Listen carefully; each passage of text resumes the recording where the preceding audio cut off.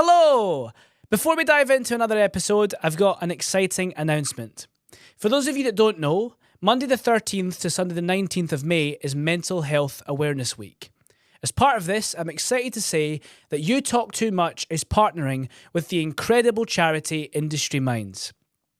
Industry Minds are a UK award-winning and industry-leading mental health charity for the creative arts. Founded in 2018, the charity focuses on providing low-cost and free mental health support to everyone in the creative arts industry. They also provide support seminars on productions across the UK and the US. I am delighted to be partnering with Industry Minds for Mental Health Awareness Week. And if you need any more information or would like to donate, please head to the link in the show notes. Hello and welcome to You Talk Too Much, the podcast where I turn my incessant chatter into a platform for insightful conversation. Today I am joined by the amazing Ian Dunnett. Ian is an actor and musician who can be seen in BBC drama Shetland, Kenneth Branagh's Oscar-winning film Belfast, and most recently in Apple TV's Masters of the Air as Lieutenant Ronald C. Bailey. Ian, how are you? I'm very well, man. Thank you. It was a lovely introduction. I got that all out there. I was really get the credits class. going. That was very good. Yeah, mate, you're a busy man. So thanks for coming on the show. Thank you for having me, man. Not at all. I like to go back to the start. So for anyone who doesn't know who you are, where did life begin for yourself? So I say to people I'm from Kinross. I was born in Irvine, actually, but I don't think I've ever been back. So I lived in Kinross since I was like 5. Always did a bit of music, bit of acting. And then moved to Glasgow and then moved to London. But we'll get into all maybe a little too fast. But So music's been a part of your life basically from the very beginning and performing as well. Yeah, I think so. Yeah, like I remember. So I play piano, so that's like my main instrument, obviously. But I remember we had like an old piano in the house, and my mum basically said when I was like 7 and my brother was 9. She actually told me she doesn't remember me saying this. She doesn't remember saying this, but she said, if one of you doesn't learn to play this, I'm going to throw it out. So I sort of like took up the mantle and then was like, right, okay, I'll learn to play the piano. So did anyone in the family play at all, or did they just have it as an ornament in the house? Yeah, well, it's like my mum does play like a little bit. She's mad actually. She plays almost completely by ear. So she had lessons when she was younger and would kind of she would get her like teacher to play a little bit, and then she would try and memorize it or she doesn't read music or anything. No, and I think she said she was like 6 months into getting lessons before the teacher was like, "You don't read music, do you?" Because she was just like doing it completely, by ear. So I never kind of had that skill. Like it was just kind of, I mean, from as soon as I started learning, basically, it was like learning to read music. So is that how you went the opposite way? Instead of learning by doing, you learned by reading the music? Yeah, I mean, it's fun. I work as a piano teacher now, and it's kind of a much more fluid in how that works now, because sometimes just learning music isn't the best way to do it. Learning how to read, like, people are better just learning by ear or learning, like, pop songs or stuff they like listening to. I suppose it depends where you've got to, I suppose when you're learning something, you want to learn something that you're passionate about as well. So if you're not passionate about learning classical music, then why learn it? It's good to learn if you're going to go down that road. Yeah. So you were 7 when you started playing it? Yeah, I think so, about then, yeah. Where did it continue to go to music school? Did you just kind of do it and fall into the trap of... a trap is a good way to put it, actually. No, well, I think, like, it's funny thinking about perspective of, like, when I was younger. I never really thought that I was that into it. Like, I didn't really, have any idea that I was someone that was kind of devoted to practicing or that I was a good student. Like, I kind of had no idea. It was only when I was maybe like 12 or something, my piano teacher said to my mum very quietly, which I'm glad that she did. She was like, "Ian's my best student because he always practices." Yeah. And my mum says now, she's never ever had to tell me, "Go and do your piano practice." Wow. Which is kind of mad to me. Like, especially, I think that's probably why I was practicing, is because I wasn't really aware that I was actually devoted to it. It's like almost like a subconscious like passion for it. Yeah. Without realizing it's a passion, you've just kind of racked up the hours. Yeah. Because you enjoyed it and stuff. Exactly. Yeah. And then like from there, I guess, to like going to RCS where we met for the first time. So I did juniors there for like 2 years, so like Saturday school or whatever. Yeah. And I just basically heard about that from another guy who was in my year who went there, and it was like, "Oh, you should apply to do that." I was like, "Oh, okay, I'll So it was literally this for it. coincidence how you ended up. Yeah, it wasn't anything that I kind of Yeah. like sought out, you know. But I mean, round about that time, like I knew I kind of wanted to be an actor. I think that Yeah. was like the thing that was my main focus. But you know, in Scotland as well, you leave school a little bit younger. I was Yeah. young for my year, so round about the time applying for uni and stuff. I mean, in fact, literally in my last year of school, I was 16. So 16 turning 17. I remember when I auditioned for the full course at RCS, it was the day after my 17th birthday. Madness. So like, I would not have been old enough to go to drama school or anything. And I think, I'm pretty sure like my drama teachers at school kind of gave me that advice maybe that it was like, you know. It's an interesting one because similar vein, but opposite in the sense that I was doing musical theatre and was 17 when I left school. Right, yeah. But then was lucky enough to get in first time. Hindsight has told me what a dick you should have waited. Really? And I mean Okay. that. I'm very happy with where I am and how I've done. But it's interesting to think that when I think about how young I actually was, like I graduated at 20. Right, okay. Which is nuts. So you were 17 when you went to RCS as well? I wasn't I was 18 like 3 weeks later. So I was 18 in October. And that's what I remember one of my very good friends on our graduation, we were literally queuing up to go into the ceremony. And he turned to me and went, "How old are you again?" And I went, 20. And he went, "You're younger now than I was when I started." Yeah. And like by a few months. And actually, I mean this, and anyone's listening who's wanting to go to drama school and stuff, there is literally no rush. Like I was very stubborn about it. And when, and was like, actually in hindsight as well, I think I probably would have, I don't like using the words given up, but I probably would have taken the huff, essentially. Yeah, if you didn't get in. Yeah. And like, it's funny because actually now, 10 years later, I'm like, I wish I was only like 5 years into my career. No, I know. I mean, it's such a funny thing though, because it's like when you are that age, the last thing you want to hear is that you're not ready yet or something. Do you know what I mean? Like, yeah, I am. Yeah, exactly. Like, and I completely, I can resonate with that because, you're furious of people. Yeah. Because I think it's round about that age as well. I feel like, or it was in my case anyway, that people start kind of not putting limitations on you, but they start kind of seeing you at the start of a career. Like you're not in school anymore. You're not just like good at music, good at singing, like good at acting, whatever it is.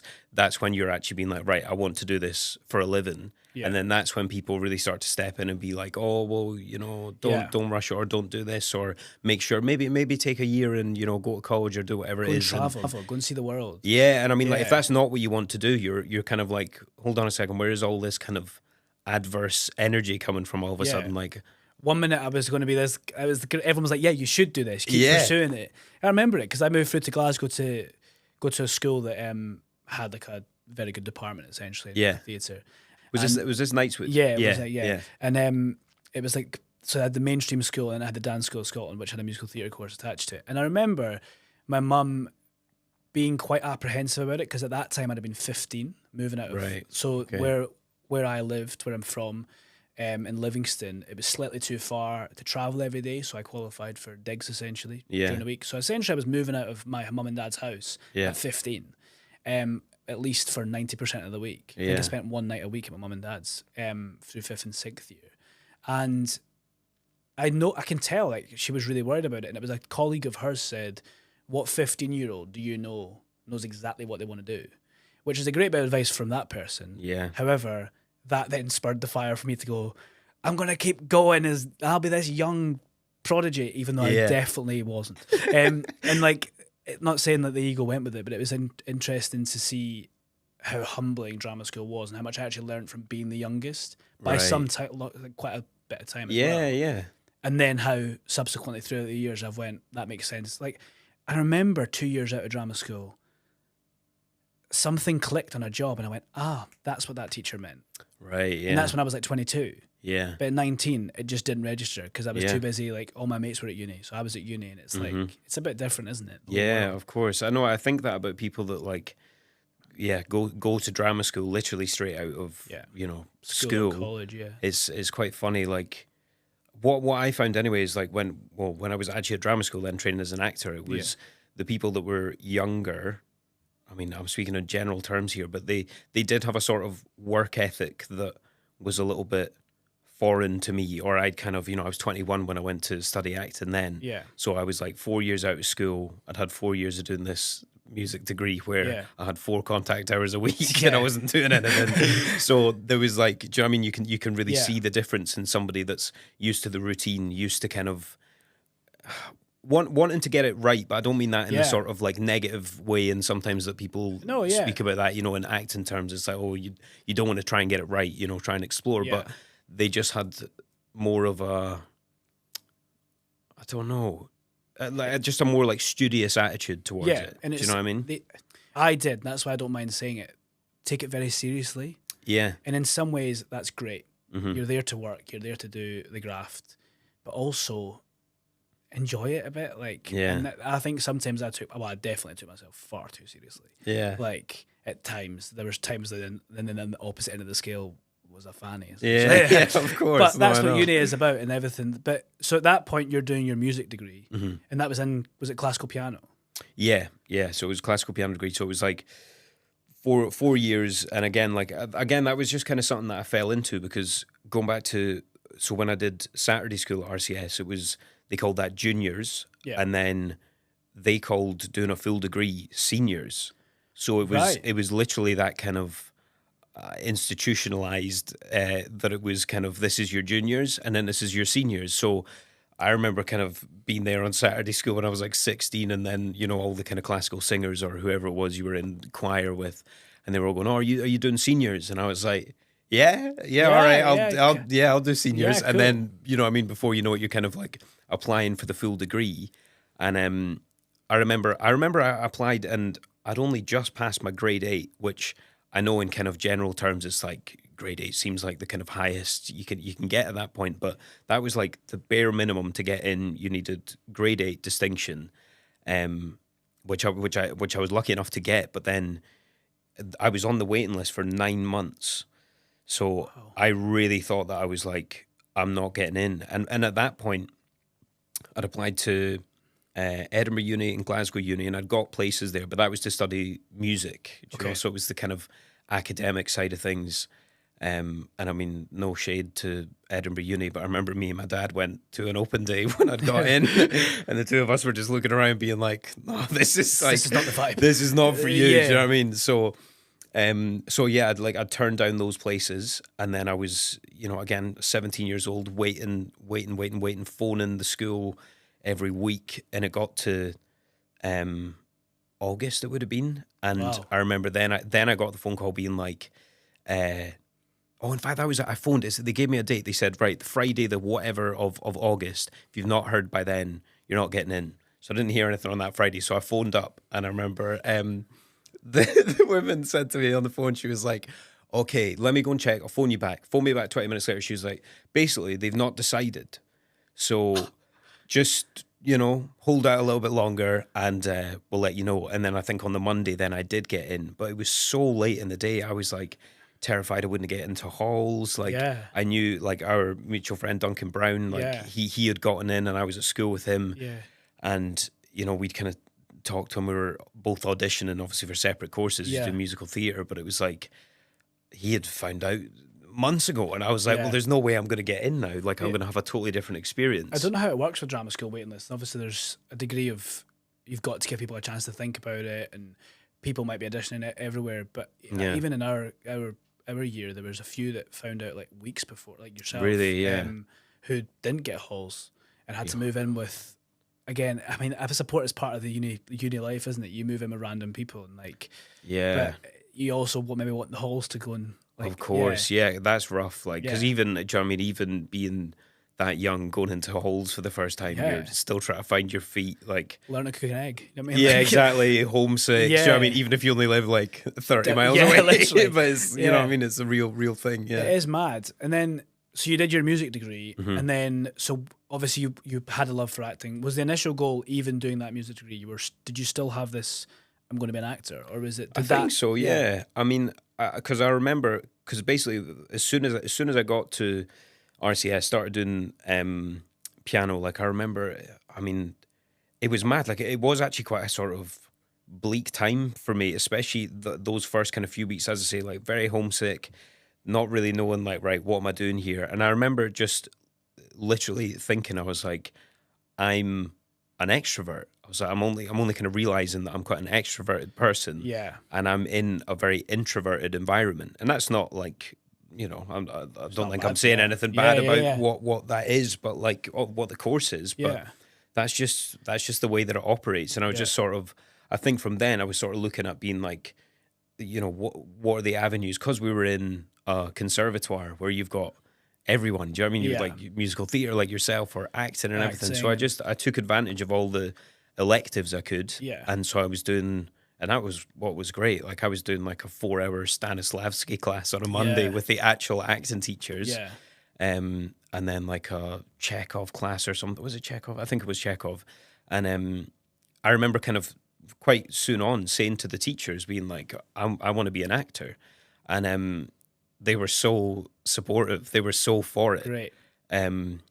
Which I'm so grateful for. Do you know what I mean? Like even up until the point where I was then applying to drama school in my 4th year, like Katia Kamotskaya, who's one of the acting teachers, she was like amazing. She gave me all of her time. She was literally just like, anytime, weekends, like let's like work on your scenes. Let's find monologues for you. Mark as well, one of the acting teachers, and then Ali D'Souza as well. Yeah. He was like super involved when I was applying and kind of, so encouraging, gave me like an hour of his time in one of the rooms. And like, if I had gone to, let's say, Edinburgh Uni or Glasgow Uni, I mean, I'm sure there are kind of, acting outlets for the students or whatever, but I would never have had that kind of insight or that one-on-one kind of generosity that they were prepared to give me. With a very high standard department as well. It's like, so you obviously always had that passion. Did you ever think you would then go to drama school? Yeah. Is that what you wanted to do? Again, that was a decision I sort of made quite early on then as well. It was kind of like, got to the end of my first year, and I remember every academic year at the end, I was in the Dean of Music's office saying I want to leave. Yeah. And I was just constantly advised not to leave, which is probably the right decision. Finish the degree type thing, Yeah, and I mean, I was in that creative environment, and what would I have done? I would have just moved back home and played golf. You would have lost the opportunities you got with the department. Exactly. And when I think about it now, I'm like, they were absolutely bang on. Even if I wasn't taking the classical piano as seriously as I could have done, then at least I was really able to properly pursue those. That's the funny thing about the music courses, in my experience. Obviously, I wasn't on one, but the music courses were there's a lot of independent learning with it, wasn't it? 100%. And whereas the flip of the drama school side of things, it was you just want a minute's piece, to be quite honest. Like, I mean, that's what was so funny. Like, I was there. I mean, I hardly ever went into the building. Like, the piano corridor, which was up on the top floor. I remember they had something like, I don't know, they had like 25 pianos in this, like grand pianos. You know what I mean? In this one corridor. I remember like every time I like walked down that corridor, I just felt anxious. I was like, you could just hear like Rachmaninoff and everything. I was just like, I can't like be in this environment. So I would just they actually supplied us all with these kind of like beat up pianos or whatever. So I had one in my halls, which was great, or in my flat after that, and I would just practice on there. But again, do you know what I mean? Like you say, independent learning. Some of these people were practicing 6, 7, 8 hours a day, and it took me until about 3rd year to realize I just can't do that. You know, it's really interesting when you think about when you were 7, 8, 9, 10 learning, how it didn't feel like practice, and then you're put into an environment where literally 90% of your course is practice by yourself. Yeah. So it's almost like when you were told to do it, it's like, no. Yeah. Not no, because I know you did, right? And yeah. It's like there was less passion for it then. Absolutely. And obviously then, but I suppose your passions lay elsewhere. You know what I mean? 100%. And I think that's it. It's like, if one thing kind of came from that, it was that it became very obvious to me where I should be. Do you know? And like walking down those other corridors, the acting corridors, or I used to see it all the time. Yeah, just like peering in the window, being like, "What's going on?" Because I was like, I was looking at that and being like, "This is my dream. Like, this is where I want to be." Yeah, do you know. You auditioned after 4th year, right? You finished your music degree. So I'd started applying at the end of 3rd year. So I basically made a decision. End of 3rd year, I'll do the bare minimum of what I need to do for my 4th year of classical piano, and I'll just focus on auditioning. Yeah. So yeah, I auditioned to a few different schools, but mainly because the RCS staff were so kind to me and so, encouraging. I was like, I want to go here. So Of course, yeah. it was my first audition, and I know there's like 4 rounds or something, and all the teachers are kind of like, gear me up or Yeah. whatever. Didn't get past the first round, and Mad. I was like, oh, okay. And I'm glad that they told me like apply to other drama schools just for, if anything, just the experience. But That's then by really that point, interesting. like I actually felt like I had nothing to lose because I was like, well, I wanted to go to this place. I'm not going to get in there. I probably can't afford to go down to England to train, but I'll go and do the auditions anyway. And then, of course, because I had this kind of, it's naivety, right? But also a bit of confidence, or like it was, the pressure was taken off because Yeah. I was like, I really don't have anything to lose because I Yeah. feel like I've already kind of lost the thing that I really wanted. So Did you think? I mean, this might feel like a trap question. I don't mean to be like that. I'm just genuine. Do you think? Do you think somewhere in your mind did you think you were just going to get into RCS because you were already there? I mean, they told me I was. So yeah, it wasn't just me. Do you know what I mean? So Yeah. yeah, That's really interesting. which yeah. is What a kick in the teeth that is. yeah. So I mean, it was a interesting kind of revelation there. I was like, right, okay, and I mean, yeah, as I said, some of those teachers I mentioned earlier, Katia in particular, she was so supportive, and she was just like, she was gonna say like, that's not right, we Yeah. need to like appeal it or whatever, and I was like. It At is what that it point, I is. was sort of like, I would feel a bit uncomfortable. Do you know what I mean? Being the student that got rejected and then got shoehorned in by, Yeah. the lady that teaches Stanislavski on the course. So I think, yeah, I made my peace with that quite quickly. And then, as I say, went out and auditioned and kind of had nothing to lose, do you know? And then you got access to other schools, I suppose, and to see how Yeah. they work. It's a bit like when you went to Edinburgh. It's like you might actually, you've already done RCS. Do you mean in the nice way possible? You've already done. Yeah. You've been in the building. You're comfortable there. It's probably quite nice to go somewhere out of your comfort zone. Yeah, And you did, exactly. didn't you? Exactly, yeah. And I think that's it. Like, I applied to Guildhall and Bristol Vic and RADA then as well. And yeah, I had no like, preconceived ideas about what they were because I didn't have a clue, Yeah. So again, I wasn't intimidated by the staff that I met really because I was sort of like, well, I don't know who you, I know you're a big deal somewhere, but I don't know who you are Yeah. or you don't know who I am. So, and I actually think that ultimately kind of served me through the process of doing all those auditions because it was really not until I was like there in my final round of RADA, like having to do a full day of workshops and monologues and everything, that I actually felt really nervous because I actually felt quite close then. Yeah. But before that, I was reasonably level-headed, or not Yeah. too panicky. Yeah. Do you think that came with a maturity and age as well? I reckon so, yeah. Yeah. And also just because I'd kind of had those 4 years where I was like, I don't want to do this. Yeah. I'm in an environment where I'm just not thriving. Well, I I was having a great time in some aspects of it, but I was just sort of like, get me out of here. I know where I want to be. So Yeah. I think, and that would have only come with time, age, experience, I suppose, that I was able to like properly hone in on that and be like, right, I know this is what I want to do. Yeah. So you got into RADA Yeah. and accepted RADA. Yeah. Yeah. And was that in your 4th year? Yes. That's class. So you basically finished your degree in July and then started RADA in the September, I guess. Yeah. Madness. Yeah. Which but I was so looking forward to it, you know. Yeah. And also it was great because I'd already moved away from home. Like I'd been away from home for 4 years. I knew kind of what that was like, or what I'd kind of be in for, what I'd be getting in for. Yeah. So I think that was good. Like, and I wasn't nearly as kind of homesick when I came to London as I was when I first got to Glasgow, even though it's only, a few miles away. Yeah. How did it feel moving from, I suppose, because I always talk about this to a few people, that Glasgow feels massive, but it actually, compared to London, how was that shift moving from one city to another, but Yeah. I think sheer size? we were lucky. So me and 2 other guys that were in my final round, who were, subsequently like a couple of my best mates. Yeah. We just kind of decided, will we find a place where we move in together? My mum and dad came down and we found a flat like in North London.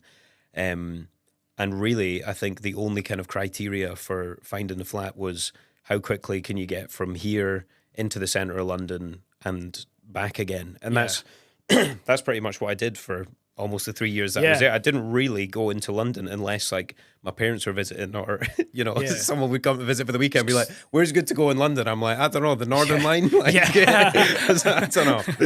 So is that just because the schedule was so busy and just... Yeah, because I mean, especially like kind of halfway through second year, it was like 6-day weeks. So, you know, and then on the Sunday, all you can do is do your washing and a bit of shopping and then, you know, that's it. So I really didn't kind of... Yeah, it was just the kind of switch of cities. I almost didn't properly register, you know? Yeah. So your experience, I'm not going to compare the schools, but your personal experience from changing courses, what did that do for you? Like personally, obviously you felt probably a bit, I'm going to say a bit lost and like the music side of things, a bit in betweeny. When you finally found that thing you wanted to do, what did that feel like? Was it just... Yeah, I mean, it was great. I mean, I think drama school in general is its own thing, right? It's its own bubble. Like even when you were describing, you know, the MTE course, it sounds like it's a similar kind of intensive thing. You really are in this like little vortex for 3 years, and you can't really think about much else, you know? Yeah. But like, yeah, I mean, it obviously had lots of problems, lots of issues. You know, I wouldn't. I don't know. I don't know if I would necessarily advise someone to go to drama school, but it's hard when you have, though, isn't it? And then I'm sure you have worked with people who didn't, and it's like I think there's so many routes now, especially into an acting world where like creating your own work is a big thing. Yeah, just getting foot in the door. I suppose drama school's one way to do it, but there is so many ways now. Yeah, and I mean it was great from, I suppose, the connections point of view. I'm very glad that I did study in London and then stay here. Yeah. You know, I would love to go, want to live in Scotland eventually, like, and you know, there's been certain times, right, where I've been like, I'll do it like next week. But then, you know, this is where a lot of the work is, or it's proved to be where a lot of the work is. So far anyway. And I think that's what was very good about being at a London drama school, was it was like I didn't then have to make the move from graduating in Scotland and then kind of come into the complete unknown and be like, what am I moving down here for? Like I felt like I'd already kind of had a setup, had a kind of group of people around me that I knew, area that I lived that I was quite comfortable in. So you know that made just it kind of easier. Have the basic foundations, don't you? Exactly, yeah. Do you think if you hadn't gone to drama school in London, you would have moved to London to pursue acting anyway, or is it? I don't know. I think it would have been too much of a like unknown, you know, like because I know that a few of my mates who were a bit younger than me, who were sort of like in, you know, acting circles or musical theatre or whatever it was, and they were like, right, I want to go to London. I never kind of had that drive because I was sort of like, well, I don't know what it is. I don't know what that's like, but yeah, I guess it has worked out well, and I'm kind of more comfortable here now anyway. Yeah, because you mentioned auditions there, just something came to my head that I thought would be, because you talk about Scotland and everything, do you still think that with the change of the industry with self-tapes and stuff like that, how do you feel about, do you think you would lose opportunities if you moved back now? Well, I mean, I've spoken to my agent about this, and I know, I mean, you'll know as well, like lots of kind of Scottish actors, performers, whatever, that are our age do kind of make the move back, and some of them are like right at the beginning of kind of, you know, maybe they do like a big TV show or something, and then bang, they move back to Scotland. And I think maybe 10 years ago that could have been frowned upon or whatever, but now I think you can live anywhere. I suppose it just depends what you're prepared to do. I think I think it depends on what, personally, I think it depends what stage you are in your career as well. Like, I think something about auditions and opportunities, whether that's in Ireland, Scotland, Wales, in Europe, America, wherever, it's the location. I think you kind of hit the nail on the head when talking about having that network down here. It's like, like I stayed in Scotland for a while and then moved down, right? Because my decision was, if I don't do it now, I'll never do it. Yeah, and I'm glad I did. I am really glad I did. And I've spoken on this before about local casting and stuff like that, which at times is frustrating. However, I totally respect it and think that there's opportunities that we receive down here as Scottish actors in London that we might not have received if we lived elsewhere in the UK, not just to pinpoint Scotland, or vice versa. You know, like, and I don't think that's a bad thing. But with the advancement in like self tapes and especially for first rounds, and I mean, as unreliable as it is, the train line's not too bad. And yeah, no, I was going to say that you got to get really friendly with LNER. Yeah, like if you're going to move back to Scotland, like you need to be comfortable getting the train all the time, which is fine. It's an extra expense, but then I suppose if people go up, but it's so much cheaper to live up there. And exactly, it's swings and roundabouts. Isn't it? You got to weigh it up. Yeah. So you graduated from RADA. You've left there, and did you go straight into working with in Belfast? Is that so? Actually, so it was 2020 when I graduated, and sorry, so it was your last year, the lockdown? Yeah, but so I've spoken to lots of people about this where I've said we had it easy. I'd already done 3 shows and a showcase. By that point, and so we missed out on 1 showcase and a final show. Right. Whereas, it's the years after that I had a horrendous time of it. By that point, it was fine. Like, I managed to get an agent just kind of right at the very... In fact, it was into lockdown when I got an agent eventually. But luckily for me, I'd did the Carlton Hobbs, which is like the radio competition that they do in third year. So, and they pick kind of 4 people who can get a 5-month contract at the BBC to do any and all of their radio drama on Radio 4 for 5 months. So I'd won that. And I was sort of like, again, certain people frowned upon it, think, it'll take you out doing other stuff. Lockdown happened and nobody was doing anything. Yeah. And then I was in my shed in Scotland and I'd made a little studio and was doing all this work. And it was class. Like, it's one of the only times you'll ever be on a salary as an actor in an acting position. Yeah. And just amazing for making connections, like, and I mean, I didn't get to meet any of these people face to face, but I've just finished. They're a very loyal employer, and I've just finished a 3-month stint with them just now this week. Wow. I finished on Friday actually, and that's been amazing. Like, meeting people in person who you've previously worked with but didn't know them before. Exactly, yeah, or seen them on Zoom or whatever. Meeting all the directors that I worked with, writers, and everything that I'd never met before, and seeing them in person. But also, I think.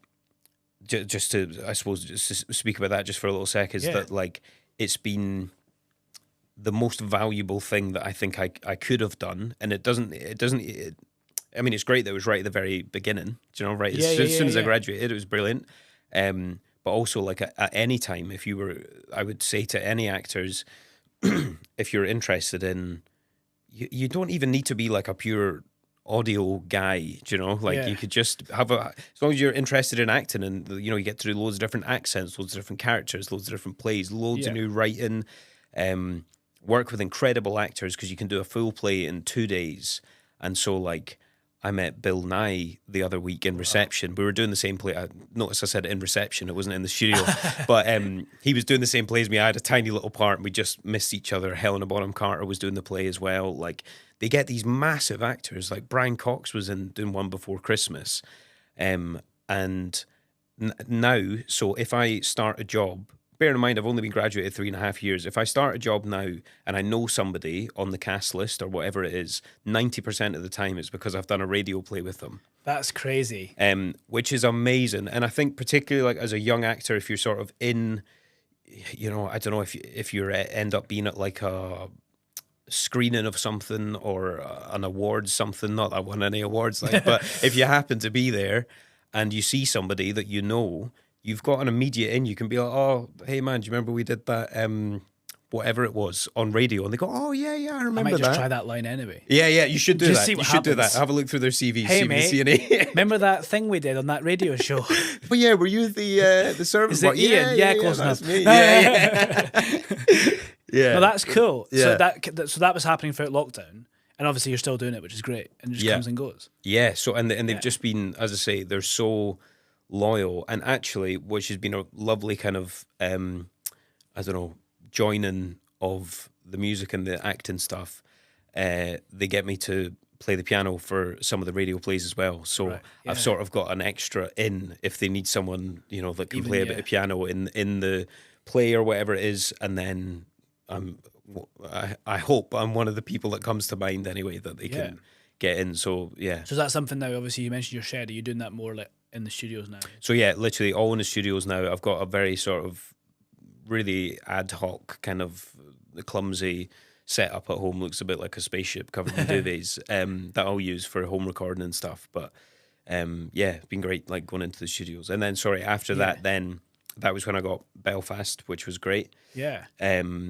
So that was a weird one that came about. So in lockdown again, as opposed to doing our fourth and final show, which I think was meant to be Sweeney Todd, actually. Right. We did a play reading of this Northern Irish play called Scenes from the Big Picture. And one of the cast members in it was Kenneth Branagh, even though it was meant to be like our third year thing, because he was president of RADA. Again, do you know what I mean? You see these connections, like, of course you wouldn't get that if you didn't go to that school or whatever. But yeah, so he came in and kind of read a part, because I mean, he's from Belfast, even though he speaks with an English accent. I love that video. I think he's on like an American talk show, or is it even the Tonight, the Late Show in Ireland, when he goes from what his accent is naturally to bringing up his Belfast accent. It's crazy. It's incredible. It's so funny. It's like watching John Barrowman does it as well, doesn't he? When he's and like Alan talking. Cumming can do it a little bit too. His is kind of more Scottish, but yeah, John Barrowman's another one. Yeah, but it's mad. Yeah, so I mean, so he was there, kind of slipping right into his his Belfast accent. He was playing the kind of patriarchal father figure of the whole piece, and I played his son in that, just this little sort of lost Belfast kid, and we just thought he was there, you know, supporting us, that we were in lockdown. We needed to do a play, and that was really exciting, obviously. And we got to see him work, see him get direction and stuff, which was mad.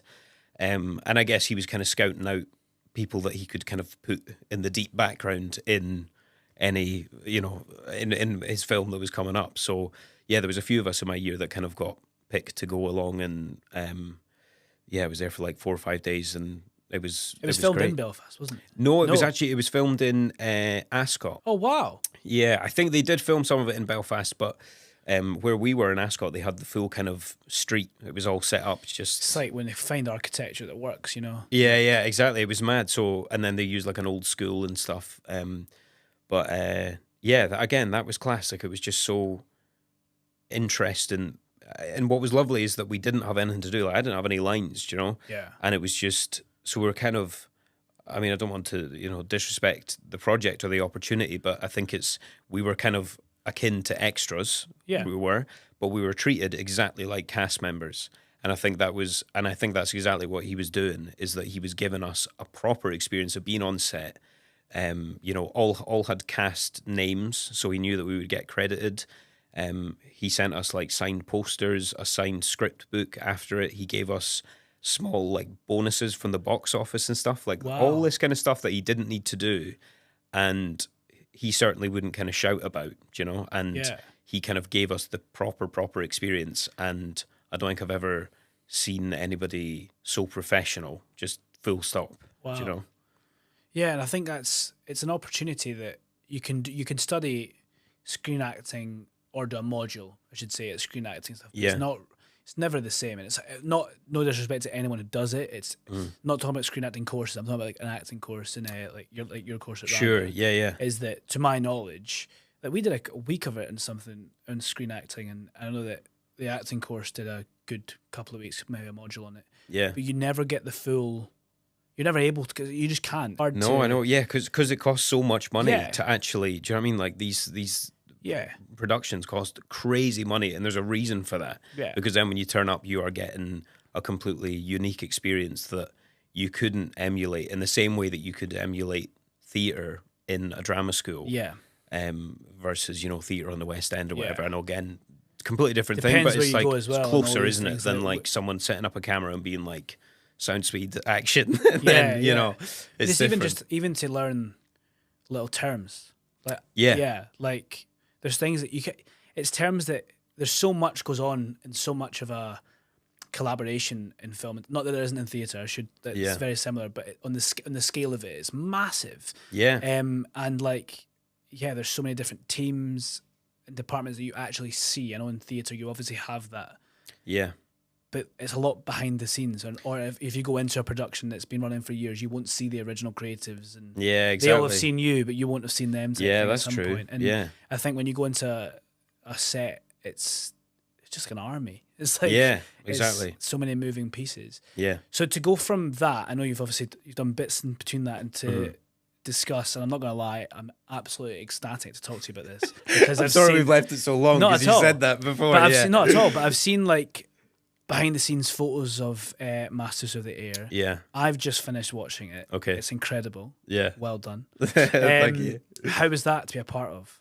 Amazing. Yeah. Yeah. I mean, yeah, I don't think I'll ever do another job like that. It was absolutely crazy. I mean, just everyone was so nice, so supportive. It was a crazy production to be a part of, and I was lucky that I actually had stuff to do. Do you know what I mean? Like Yeah. I had, a few good scenes here and there, and I was in Nate Mann's crew, who plays Rosie in the show. His story, the real guy, is incredible. Yeah, it's absolutely wild. Like, and I think that's it.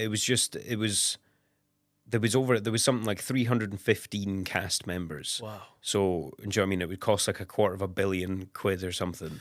And again, that was kind of in COVID times as well. We shot that in 2021, so there was a lot of testing, a lot of kind of. Was it like on-set testing type of thing? Yeah, every single day, yeah. And Yeah. even on your off days, they would pay for somebody to come to your front door and test you and Wow. everything. So that was all kind of wild. But then it was just absolutely incredible. A dream job. Do you know? So with that, obviously it's a very intense show. Mm-hmm. It's a very intense period of history. Yeah. How was did you have to do like the boot camp and stuff like that? Yeah, so because I joined in episode 4, there was a bunch of us that kind of joined them. We got like a kind of, reduced boot camp, which a lot of, we did some marching and stuff, and we did kind of like get outs of the plane. Like we had to have all this stuff on and like, like pull off your, I should know all of this, but the technical terms.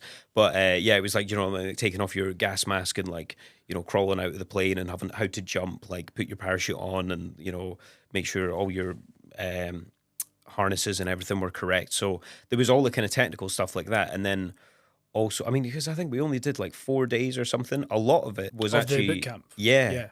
But a lot of it was actually a history lesson, which I loved. Wow. Because I wasn't really sure how that was going to play out, but Captain Dale Dye, who's the guy that did Saving Private Ryan and Band of Brothers in the Pacific and everything, and has worked with Tom Hanks and Steven Spielberg a lot as their kind of military advisor. He head up the whole boot camp. Wow. So he was there, and even that, you're like, right, we've got this, guy who's in his late 70s who just gives all of the like energy and demeanor that you would expect from someone like him. Yeah. And it was just amazing. We're all there in full costume in one of the kind of like bunkers, and he's got, all of the like a big whiteboard and everything, and he's given us all little notepads, and we all have you to. did the lesson stuff in uniform as well. Yeah, and it was proper. Like, honestly, like when I was going to ask a question, I was like, should I ask this in an American accent? Like, I don't know, because it felt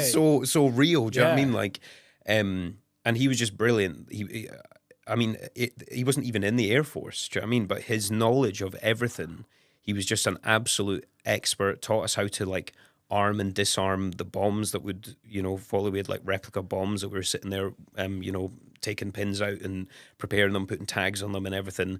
And so all of that was like so practical and so useful, so that you came out of that boot camp and you're like, okay, I don't need to make much up, because I know that I'm just surrounded by these people that are experts, and you can ask and be like, here, how would this work? And somebody tells you, like, someone's an expert. How was the like shooting of the flying scenes and stuff like that? Was it pretty? Yeah, that was crazy. Intense. So they built I don't know how many they built. I want to say like 6 or 7 replica B-17 flying fortresses, which are like the planes that we fly in the show. So they built a whole bunch of them. A few of them were so they're literally to scale as well. So these massive planes. So if we're out on the airfield where we filmed out in Oxford, they were remote controlled. So there'd be some guy with a remote control literally turning this massive plane like up the runway. But then also the ones that they used in the studio, not only could they be a full size plane, they could also cut them up so that they were in detachable parts, depending on which area of the plane you were in. Wow. So we were in the nose of the plane, so like the pilot and co-pilot sits up here, so they had their own detachable kind of unit. They were up like 30 feet on this hydraulic gimbal thing. So then when we were doing our scenes in the nose, we got put up in that section, and there was a 180-degree curved CGI screen that wasn't green screen. It was literally you look out the window, and if there is a fighter coming at 1 o'clock, there is a fighter coming at 1 o'clock. Wow. Like you could see everything. So again, like in terms of the acting of it, there wasn't too much you could do. Like it was really loud. Like you were wearing all the gear, you had the mask on, like every possible thing that they could put on your body. You could hardly move, and then you were firing proper 50 cal machine guns that had blanks on them. Wow. But you could see everything, and then if the pilot says, right, we're turning to this degree, the entire plane then moves, or the entire section that you're in is moving. So it was So when people fell over, they were actually falling about. Yeah. I mean, That's man, crazy. one of the sequences in episode 5, which is the Munster mission, which is like a notoriously devastating one for the Air Force, the 8th Air Force, and then obviously our crew as well.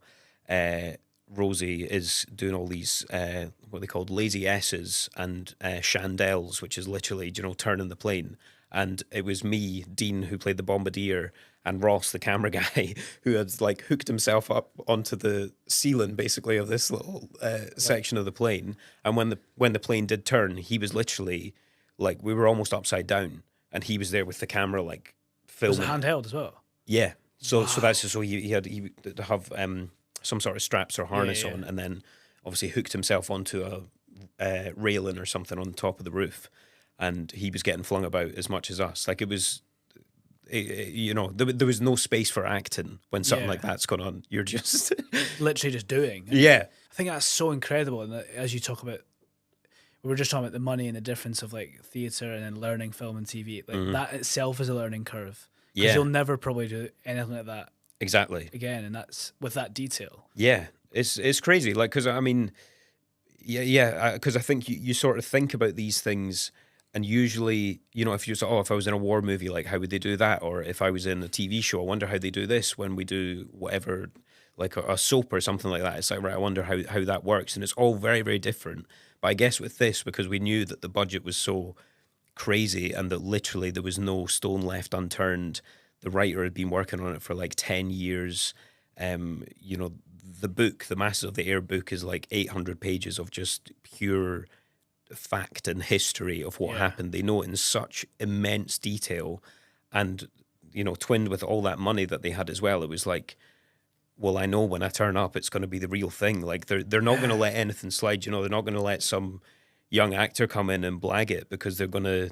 And again, like, and they weren't patronising or cruel to us as far as that was concerned. But also, why would I don't mean this in a disrespectful way to the guys that were out there and their story.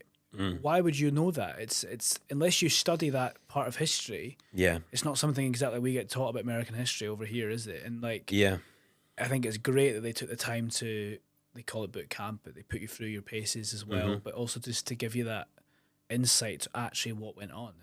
Yeah, and I mean, because I remember when I got the job, like I'd literally done like 5 auditions for the show, and then when I got the job, it was like I had about 17 days before I started, and I just had no idea where to start. Yeah. The only thing that they gave me was they sent me like a link from the 100th Bomb Group website, which is their kind of archives for everything that happened to the 8th Air Force, and there was a little picture of my guy.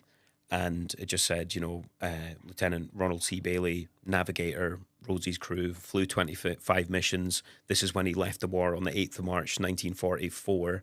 Because he did leave, didn't he? Yeah, so they did their 25 and they left. They went home. And they were the last crew to have done the 25, or one of the last. I actually think they were one of the first people to do it, because... because then there was so many other missions after that. I'm not actually entirely sure about that. Because they changed, obviously I'm saying I've just watched it, but they did not change the cap or something like that. Yeah, they changed it to 30, I think, initially, and then they changed it to 35. And even so, when it was 25 missions, your chance of survival was well, or sorry, 77% of the planes went down.